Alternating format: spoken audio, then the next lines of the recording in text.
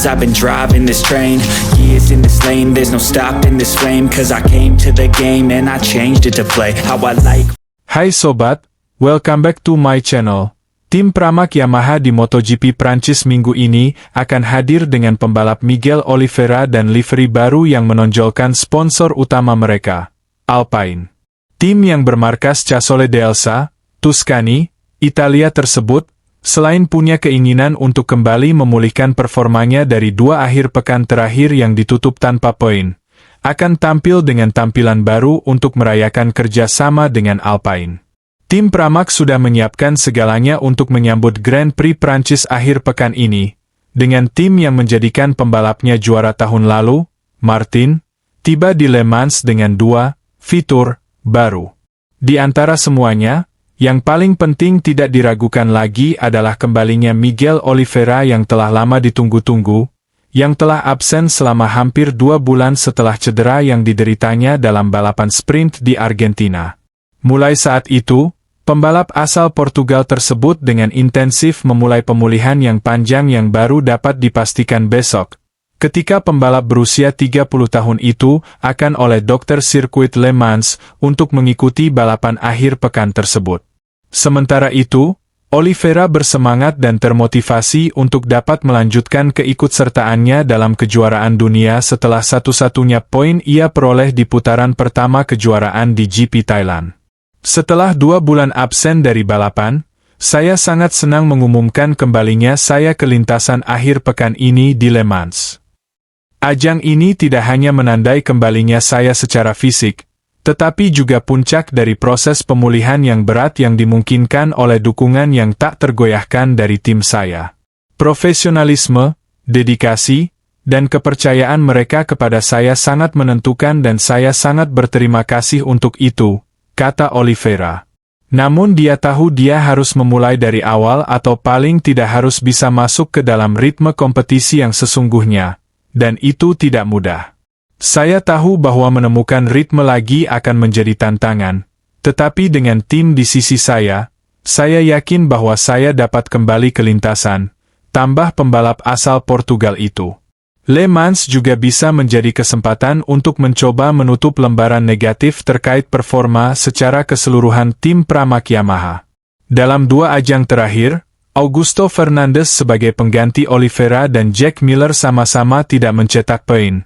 Tetapi kembalinya pembalap asal Portugal itu dan uji coba yang dilakukan di Jerez de la Frontera dapat berkontribusi pada kembalinya performa tim. Saya tidak sabar menunggu Le Mans. Ini adalah salah satu diagram favorit saya di kalender. Suasananya fantastis dan para penggemar Prancis adalah beberapa yang terbaik yang pernah kami miliki sepanjang musim, ujar Miller. Layout sirkuit sangat cocok dengan gaya balap pembalap Australia itu. Lintasannya sendiri sesuai dengan gaya balap saya dan saya pernah meraih hasil yang baik di sana sebelumnya. Meskipun Jerez tidak berjalan sesuai keinginan kami, Yamaha menunjukkan bahwa ia memiliki potensi.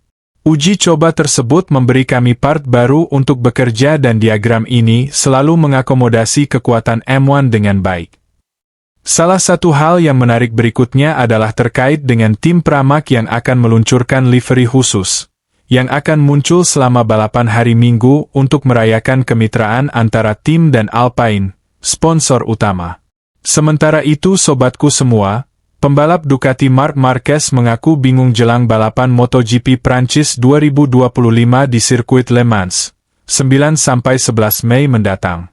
Marquez, bersama timnya, mengaku belum bisa menentukan perubahan apa yang akan dilakukannya di MotoGP Prancis 2025 setelah menjadi pembalap tercepat pada tes Jerez.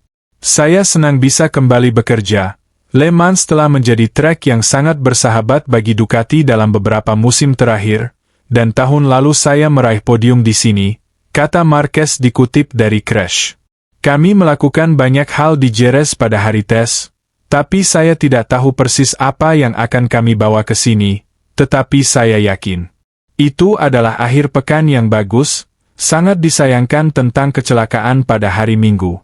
Cuaca dan suhu di Prancis dapat menjadi faktor penentu untuk balapan, ucap Marquez menambahkan. Ada sejumlah komponen baru dalam sepeda motor yang digunakan Marquez di tes Jerez. Tapi, pembalap asal Spanyol itu tidak bisa memastikan apakah komponen baru itu akan digunakan di MotoGP Prancis 2025 atau tidak. MotoGP Prancis merupakan seri milik Ducati sejak 2020. Dalam 7 balapan sejak 2020, termasuk sprint race, pembalap Ducati selalu menang. Namun, tidak ada nama Marquez atau Francesco Bagnaia dalam daftar pemenang di Le Mans itu. Musim lalu Marquez finish kedua di MotoGP Prancis meski harus start dari posisi ke-13. Sementara Bagnaia merebut podium ketiga. Marquez terakhir menjadi pemenang di MotoGP Prancis pada musim 2019. The Baby Alien juga menjadi pembalap terakhir yang mampu merebut back-to-back kemenangan di Le Mans pada musim 2018 dan 2019. Di sisi lain, sejak pensiun pada akhir 2021 dan mengambil peran sebagai bos VR46 Racing Team di MotoGP, kunjungan Valentino Rossi kepada kejuaraan dunia tidak serutin yang diinginkan para penggemarnya. Tak dipungkiri, pembalap legendaris Italia itu masih membangkitkan gairah kemanapun ia pergi, terutama jika itu adalah sirkuit MotoGP. Contoh terakhir adalah GP Spanyol di Jerez, di mana The Doctor menikmati atmosfer lintasan Andalusia yang menciptakan kenangan indah baginya, di mana meraih kemenangan terakhir pada 2016.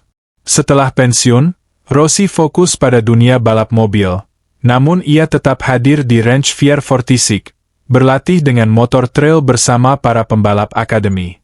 Tahun ini, terlebih lagi, ia telah menunjukkan niatnya untuk mengikuti lebih banyak balapan. Setelah tahun pertama bersama Luca Marini dan Marco Bezzecchi di VR46, tim yang dikelola oleh Uccio Salucci dan Pablo Nieto telah bertransformasi. Para pembalap akademi telah terpecah menjadi beberapa tim yang berbeda. Saat ini, selain Franco Morbidelli yang tahun ini bergabung dengan VR46 Racing Team, Francesco Bagnaia membela tim pabrikan Ducati, Marini berada di tahun keduanya bersama Honda, dan Bezzecchi, murid termuda dan terakhir yang bergabung dengan akademi, telah meninggalkan tim Tafulia untuk menunggangi Aprilia. Perpindahan para muridnya dari berbagai pabrikan ke tim pabrikan tidak menghalangi juara MotoGP 7 kali itu untuk terus memantau perkembangan mereka dan memberikan saran kapanpun memiliki kesempatan. Namun, pembalap yang bernomor tidak pernah terlihat di kotak Honda atau di ruang tunggu, atau, sejauh tahun ini, di kotak Aprilia atau Ducati, selalu berada di latar belakang di kotak timnya sendiri dan di lintasan timnya sendiri. Sebagai pembalap dengan segudang pengalaman dan bijaksana, Rossi tahu betul cara membaca data para pembalap di timnya. Ducati memiliki kebijakan untuk menjaga telemetri tetap terbuka untuk semua tim yang terafiliasi. Namun, sulit untuk mengetahui apakah dia memiliki akses ke data Honda, mengintip data saudaranya Luca, atau data Aprilia, untuk membantu Bezzecchi.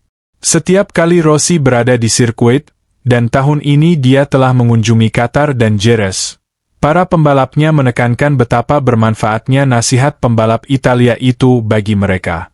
Motorsport.com berbicara dengan Bezzecchi di Jerez tentang masalah ini, dan menanyakan apakah, setelah pergantian tim dari VR46 ke tim yang berbasis di Noale, bantuan Valentino masih memiliki nilai yang sama. I feel my heart erase, so catch me if I fall.